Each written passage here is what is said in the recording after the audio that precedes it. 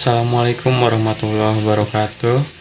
Saya Ipan Purnama, kelas 2K Manajemen, Fakultas Ekonomi dan Bisnis, Program Studi Manajemen UGJ Cirebon. Di sini saya akan menjelaskan, memaparkan dan mempresentasikan apa itu pembelajaran organisasi. Pembelajaran organisasi. Arti organisasi pembelajaran. Organisasi pembelajaran atau learning organization adalah proses berkelanjutan di dalam suatu organisasi yang menyediakan kelancaran pembelajaran dan pengembangan individu untuk semua pegawai dengan tetap menjaga transformasi secara terus-menerus pemberdayaan sumber daya manusia. Pembelajaran dimiliki oleh dua hal. Yang pertama, proses mendapatkan pengetahuan untuk mengetahui bagaimana cara mendasari pengetahuan fisik untuk produksi tindakan. Yang kedua, proses mendapatkan pengetahuan untuk mengetahui mengapa demikian yang dihasilkan kemampuan itu untuk mengartikulasikan pemahaman konseptual dari pengalaman. Tingkatan organisasi pembelajaran. Ada 3 tingkatan organisasi dalam pembelajaran. Yang pertama, berpikir sistem. Berpikir secara keseluruhan terhadap interaksi antar unsur dalam batas lingkungan tertentu yang bekerja untuk mencapai tujuan. Mental model. Kemapanan sikap mental atau model mental yang dimulai dari penguasaan pribadi yang tinggi dalam keadaan hidup selalu belajar. Tim pembelajaran. Pembelajaran dalam tim dimulai dengan dialog, yang merupakan kemampuan anggota tim untuk menunda asumsi dan masuk ke dalam pikiran bersama secara murni. Tingkatan organisasi pembelajaran. Yang pertama ada personal mastery, yang kedua ada membangun visi bersama. Personal mastery atau upaya keahlian terus-menerus dalam mengklasifikasikan visi pribadi. Visi organisasi memfokuskan energi, mengembangkan kesabaran, melihat dengan objektif, dimulai dari hal yang sungguh-sungguh di dalam organisasi. Membangun visi bersama. Kemapanan sikap mental atau model mental yang dimulai dari penguasaan pribadi yang tinggi dalam keadaan hidup selalu belajar. Teori pembelajaran dalam organisasi. Operant conditioning atau Skinner. Kondisilah yang membuat perilaku orang mau belajar secara sukarela untuk memperoleh imbalan atas prestasi atau kegagalan kesalahan yang diperbuatnya. Yang kedua, classical conditioning. Menurut Ivan Pavlov, seorang ahli psikologi Rusia yang melakukan eksperimen dengan mengajarkan anjingnya untuk merespon suara lonceng, dia menemukan suatu kesimpulan bahwa apabila kondisi tidak ada yang stimulus, maka tidak akan terdapat respon terhadap suatu objek yang menjadi fokus perhatian sebaliknya. Social learning theory. Menurut Robbins, yang menguraikan tentang social learning, bahwa orang atau masyarakat akan melakukan pembelajaran melalui pengamatan dan pengalaman secara langsung tentang terjadinya masalah atau objek. Model pembelajaran masyarakat. Model pembelajaran masyarakat dibagi menjadi 4. Yang pertama, proses memperhatikan atau attentional process. Yang kedua, proses mengingat, retention process. Yang ketiga, proses mesin untuk meniru atau reproduction process. Dan yang terakhir, proses pemberdayaan atau penguatan, reinforcement process.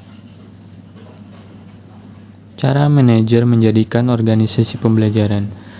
Langkah memberi pembelajaran kepada karyawan dapat dilakukan dengan pembentukan perilaku dengan cara pemberdayaan otomatis karyawan sebagai berikut. Yang pertama, schedule reinforcement atau pembelajaran terus-menerus dan pemberdayaan terputus-putus.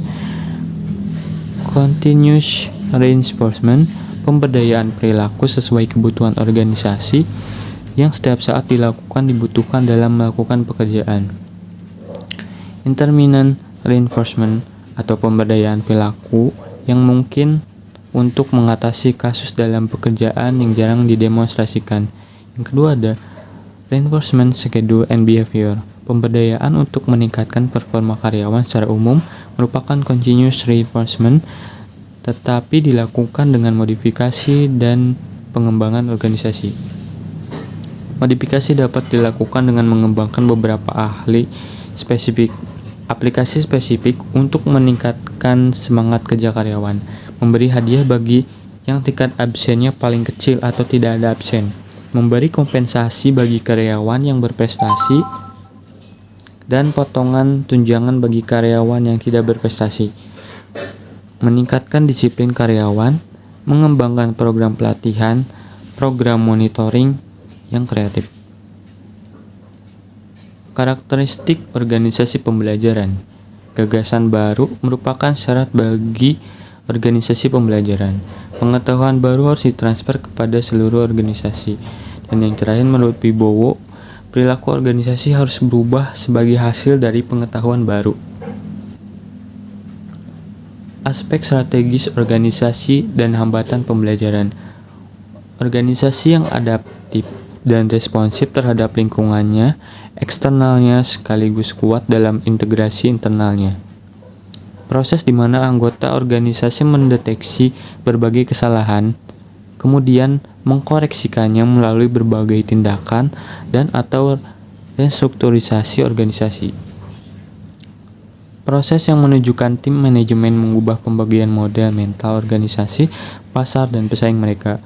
Organisasi belajar berkaitan erat dengan upaya mencari jawaban bagaimana organisasi mengantisipasi perubahan lingkungan yang cepat agar bisa bertahan dalam keadaan sebagai pemimpin di bidangnya. Resistensi dan solusi pemecahan masalah dalam pembelajaran organisasi. Anggota organisasi tidak sadar menolak pembelajaran, fokus pada fragmentasi daripada sistem, menekankan kompetisi di atas kerjasama. Meskipun tidak ada yang salah dalam kompetisi, paradigma ini berakibat pekerja bersaing dengan berbagai orang dengan siapa mereka perlu berkolaborasi untuk mendapatkan akses. Menjadi reaktif daripada kreatif dan proaktif. Dalam menghadapi resistensi terhadap pembelajaran di organisasi, perlu ada tindakan. Yang pertama, proses penyadaran tentang pentingnya kebutuhan perubahan. Perubahan memperkuat adanya daya dorong, daya ungkit perubahan, dan tingkat perubahan atau resistensi. Membawa kembali organisasi pada keseimbangan baru. 3 fungsi kunci dalam membangun organisasi pembelajaran. Membangun komitmen pada pembelajaran dengan cara membuat pembelajaran sebagai komponen visi dan tujuan strategis. Investasi dalam pembelajaran, mempromosikan luas tentang nilai pembelajaran, mengukur, tolak ukur, menelusuri pembelajaran, dan menciptakan penghargaan dan simbol pembelajaran. Bekerja untuk membangkitkan dan dampak. Proses penyadaran tentang perlu adanya kebutuhan perubahan. Perubahan memperkuat adanya daya dorong atau daya ungkit perubahan dan tindakan perubahan atau resistensi. Membawa kembali organisasi pada keseimbangan baru. Bekerja menggeneralisir gagasan dengan dampak. Menciptakan prasarana yang menggerakkan gagasan sepanjang batas organisasi. Memutar pekerja dari batasan fungsional dan divisional. Oke, segitu dulu video yang bisa saya sampaikan.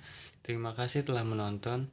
Sampai jumpa di video-video berikutnya. Assalamualaikum warahmatullahi wabarakatuh.